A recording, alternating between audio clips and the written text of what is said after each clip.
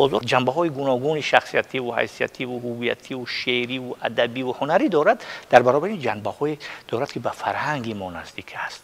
و شعرش هم شعری است که به فرهنگ و به عاطفتی با ما. مثلا تصور کنید همون عاطفت شعری بازار قشلاقه که من بوی چپاتی دارد، شیرینی توتی دارد. در نظر همین خیلی واژه ها را چیده است که در نظر می نماید که هیچ گپی هم نیست، لیکن ببینید هر یک به اصطلاح واژه، هر یک حرفش اگر حرفا را هم حساب کنیم بچینیم یک جا بچینیم و مهارت شاعری استاد یک طرف مونیم، مهارت عاطفیشه، مهارت مردم شناسیشه، مهارت جامعه شناسیشه توجه کنیم می‌بینیم که در همین واژگان خیلی ساده